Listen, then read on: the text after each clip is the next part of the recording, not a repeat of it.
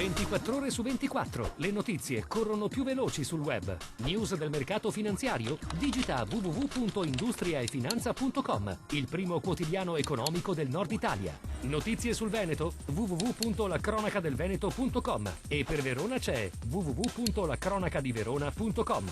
Guarda le ultime news sulle web TV di TG Italia, TV Veneto e tvverona.com. Collegati con il mondo. Connettiti con Industria e Finanza, la cronaca del Veneto e la cronacadiverona.com. Sul web l'informazione è in tempo reale.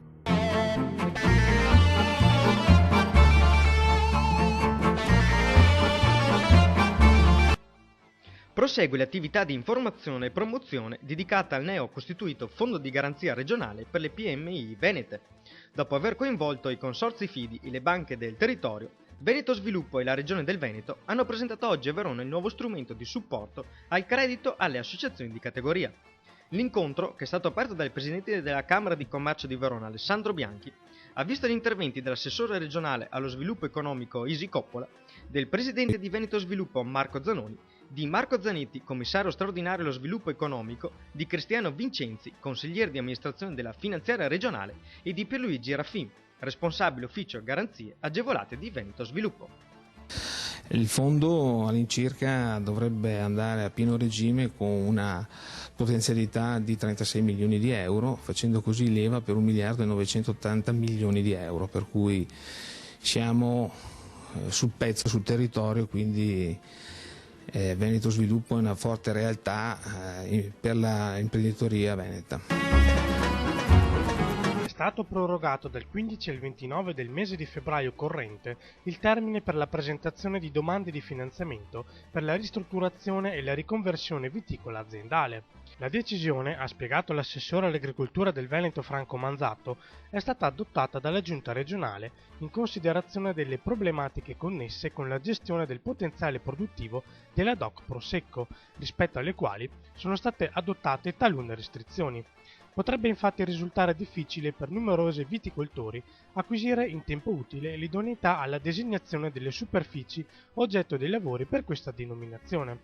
Abbiamo peraltro verificato con Avepa, ha aggiunto l'assessore, che ci sono le condizioni per procrastinare il termine previsto dallo specifico bando del dicembre scorso, consentendo così ai conduttori di operare i necessari cambiamenti dei propri piani colturali. In relazione alla situazione meteorologica attesa, il Centro Funzionale Decentrato della Protezione Civile del Veneto ha dichiarato lo stato di attenzione per nevicate sull'intero territorio regionale per questa sera, fino alla mattinata di domani. In particolar modo le nevicate saranno sparse sulla pianura nord-orientale, diffuse su quella centro-occidentale. Si segnala che il clima particolarmente rigido, anche dopo l'evento nevoso, favorirà la formazione e la persistenza di ghiaccio. È stato altresì dichiarato lo stato di attenzione per vento forte su tutta la regione, da questa sera fino all'intera giornata di sabato. La Protezione Civile regionale, anche attraverso il proprio centro funzionale decentrato, seguirà l'evoluzione degli eventi e comunicherà tempestivamente ogni eventuale sviluppo negativo. Siamo sull'argine del Brenta, a Capriccio di Vigonza. Proprio qui ieri pomeriggio, poco dopo le 16, la tragedia. A perdere la vita Chiara Locrati, 36enne di Albignasego, ma da poco residente in via Capriccio 17 a Stra, dove viveva col compagno e con Ben. Chiara ha perso la vita per soccorrere il suo amato cane Ben, che passeggiando sulla riva del fiume è finito in acqua. Nel tentativo di salvarlo anche lei si è immersa, ma le acque gelide l'hanno tradita ed è annegata. Il corpo è stato recuperato dai sommozzatori dei Vigili del Fuoco di Padova circa dopo un'ora di ricerche. Questo dimostra quanto amore Chiara provasse per il suo animale, preso in canile, curato e con il microchip. È proprio grazie al microchip che si è riusciti a risalire all'identità della donna, che al momento della tragedia aveva con sé solo un telefonino. Pur di non perdere Ben, Chiara ha dovuto sacrificare la sua vita. I carabinieri del nucleo operativo di Valdagno, al termine di indagini di polizia giudiziaria, hanno arrestato un 32enne e una 29enne, entrambi residenti a Valdagno. All'interno dell'appartamento dei due, i militari hanno rinvenuto e sequestrato alcune piante di marijuana interrate in vasi, diversi grammi in foglie già essiccate e di una vetrina espositiva adattata a serra con relativo timer e lampada alogena.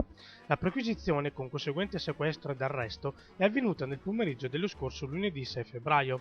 I due, dopo gli accertamenti di rito, sono stati dichiarati in arresto con l'accusa di aver prodotto e coltivato sostanze stupefacenti ai fini di spaccio e, su direttiva della competente autorità giudiziaria, rimessi contestualmente in libertà.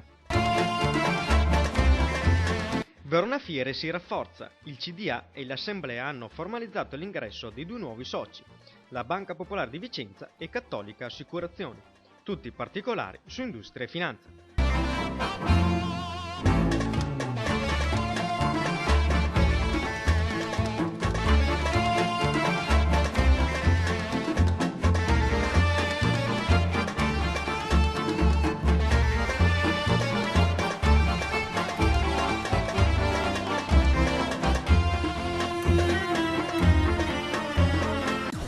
24 ore su 24, le notizie corrono più veloci sul web.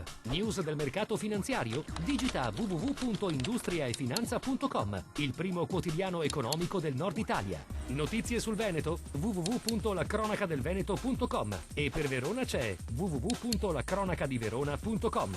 Guarda le ultime news sulle web TV di TG Italia, TV Veneto e tvverona.com. Collegati con il mondo, connettiti con Industria e Finanza, la cronaca del Veneto e la cronacadiverona.com. Sul web l'informazione è in tempo reale.